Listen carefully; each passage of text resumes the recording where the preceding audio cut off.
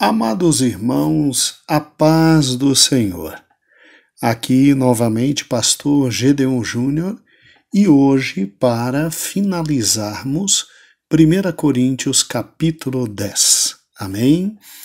Eu sei que muitos irmãos estão se perguntando, mas pastor, será que realmente nesse ritmo que estamos tendo nós conseguiríamos terminar o Novo Testamento? Sim, nós vamos terminar o Novo Testamento. Já temos cronometrado todos os queridos áudios. Não se preocupe. A grande questão é que existem algumas partes da Bíblia que são fundamentais nós pararmos, interpretarmos com maior calma e um pouquinho mais devagar, e outras não. Outras são mais simples de entendermos e nos aprofundarmos depois em casa, tá? Não se preocupe, estamos juntos e completaremos sim o Novo Testamento.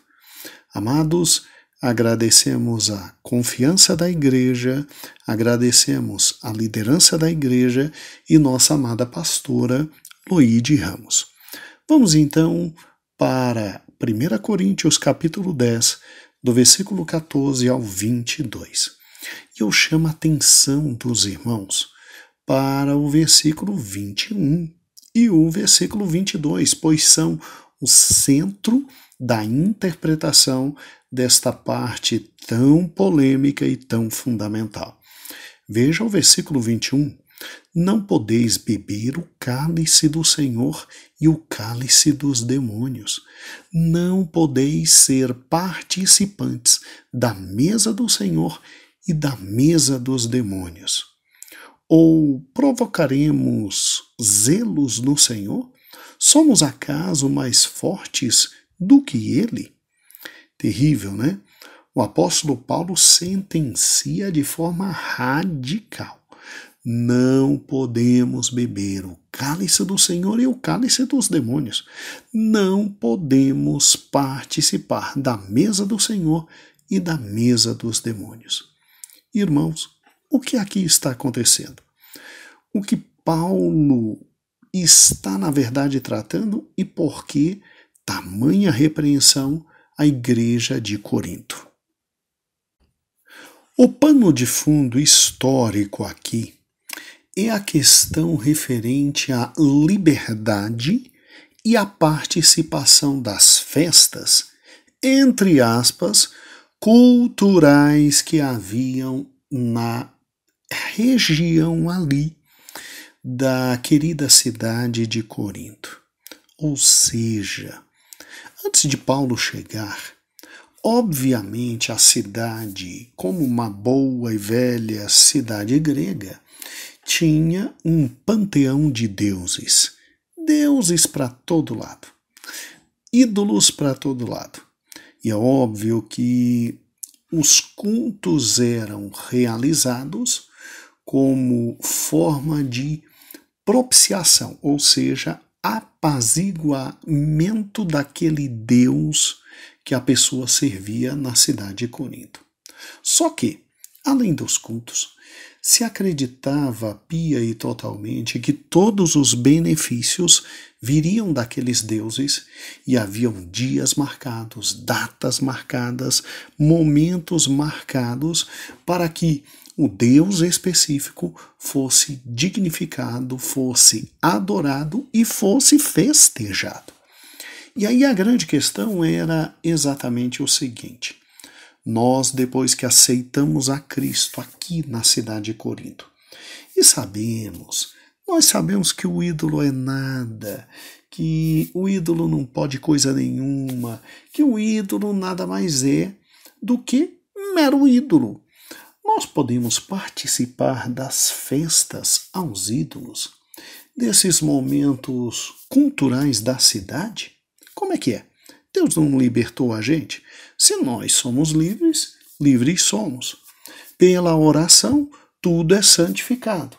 Então, que problema existe de participar destas festas a estes ídolos, quando na verdade sabemos que o ídolo é nada, nada lhe pertence, tudo na verdade pertence ao nosso Senhor e Deus sobre todas as coisas, e são festas, na verdade, bonitas, são festas culturais, são festas que agregam muitos valores e, venhamos e convenhamos, é só orar e tudo fica santificado. Muito bem, este era um velho e bom problema que até hoje existe. Amados irmãos, até onde vai a cultura? Até onde chega a cultura? E a partir de que momento deixa de ser movimento e festa cultural e nós, crentes, não podemos participar? Mas vem cá, que história é essa de não participar? Cristo não nos deu ampla e absoluta liberdade? Estou mexendo em vesperos. Estou mexendo em festas culturais. Que o Senhor possa ter misericórdia de nós e possa nos fazer entender o que Paulo quis aqui realmente falar. Começamos então com o apóstolo Paulo no versículo 14 dizendo: meus amados, fugi da idolatria. Ou seja, Paulo está nos trazendo uma severa advertência. E é interessante que Paulo nunca perde sua ternura. Ele começa dizendo, meus amados. Só que ele continua dizendo, fugir. O verbo fugir está no imperativo presente, irmãos, sugerindo que os coríntios deveriam adotar a prática de correr para bem longe, de fugir da presença do pecado. Embora a referência feita aqui possa estar diretamente relacionada à participação de festas aos ídolos, se nós pararmos e pensarmos bem, ela também pode ser aplicada a tudo que possa ser colocado pelo crente em seu coração e que possa vir a tomar o lugar da devoção a Cristo e a nossa tarefa de servi-lo. Pense comigo, a inclusão da preposição da, fugir da idolatria, a preposição da, insiste que eles, os irmãos na cidade de Corinto, não deveriam fugir apenas da idolatria, mas fugir para bem longe de tudo que possa se aproximar dela ou mesmo levar a ela. Daí a advertência, fugir da idolatria. Eu estou lendo exatamente a página 320 do comentário bíblico Bacon da CPAD, volume 8, comentário esse fundamental para entendermos o que aqui está. Então, vejamos e raciocinemos. Há uma grande advertência. Paulo simplesmente diz, olha, fujam e fujam e fujam da idolatria. E no versículo 15 ele diz, falo como a criteriosos, julgai vós mesmo aquilo que eu estou dizendo. Ou seja, Paulo não está impondo uma vontade sua aos coríntios. Paulo está dizendo, vocês são racionais, vocês são inteligentes. Analise o que eu vou falar e, em razão da sabedoria que vocês têm, entendam que, infelizmente, o que está acontecendo aí não são simples festas culturais, são, infelizmente, momentos de profunda adoração ao diabo e a demônios. Sério, pastor? Sério? Veja o versículo 16. Porventura o cálice da bênção que abençoamos não é a comunhão do sangue de Cristo, e o pão que partimos não é a comunhão do corpo de Cristo? Porque nós, embora muitos, somos unicamente um pão e um só corpo, porque todos participamos do único pão. Considerai o Israel segundo a carne. Não é certo que aqueles que se alimentam dos sacrifícios são participantes do altar? Que digo, pois, que o sacrificado a ídolo é alguma coisa? Ou que o próprio ídolo tem algum valor? Antes digo que estas coisas que eles sacrificam é a demônios, que não as sacrificam, não a Deus, e eu não quero que vos tornais associados a demônios. E aí vem o que ele diz: não podeis beber o cálice do Senhor e o cálice do demônio. Não podeis ser participante da mesa do Senhor e da mesa a demônios. O que Paulo está dizendo aqui? Paulo simplesmente está dizendo que se envolver em algumas festas, que muita gente diz por aí que são meras festas culturais, na verdade você está se envolvendo com idolatria, com ídolos, e por trás do ídolo há um demônio. Você está simplesmente se envolvendo com demônios, Ou seja, amados irmãos, Paulo aqui se utiliza simplesmente da ceia do Senhor para que nós possamos compreender que no mundo espiritual não existe brincadeira. Não existe brincadeira. Assim como nós, ao nos reunirmos para comer do corpo e beber do sangue de Cristo, isso significa que nós temos comunhão com Ele. Isso significa que nós estamos tendo simplesmente vida com Ele. O fato de participarmos de festas que aparentemente o diabo aí chamam de festas culturais, mas são dedicadas a ídolos, a santos. Amados irmãos, por trás de tudo isso, há uma armadilha satânica para que tenhamos comunhão com demônios. É muito interessante você entender que quando Paulo trata sobre isso, ele está falando sobre as religiões pagãs. E Paulo deixa de forma muito clara que nas religiões pagãs, espíritos malignos coordenam todos os momentos de alegria e de festa. E que, consequentemente, o homem que toma parte nesses rituais na época de Paulo, nestas festas absolutamente dedicadas a esses ídolos, estão se colocando sobre influência dos demônios que estão por trás dos ídolos.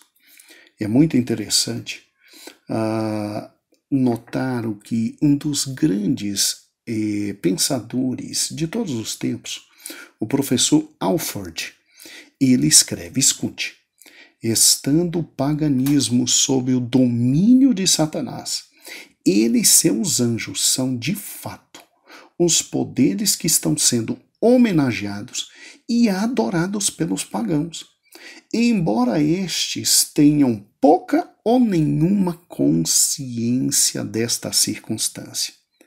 É interessante, né? Acabei de ler um penúltimo parágrafo da página 321, de novo, do Comentário Bíblico Bacon, da Assembleia de Deus, volume 8. Irmãos, nós temos que entender que o diabo não brinca. O diabo é malandro, é sagaz, é a antiga serpente e que vem tentando enganar a humanidade desde o Jardim do Éden.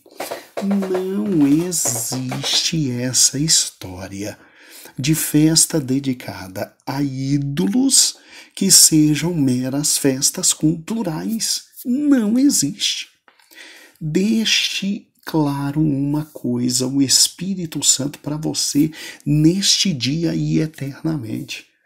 toda festa dedicada a ídolos, a santos.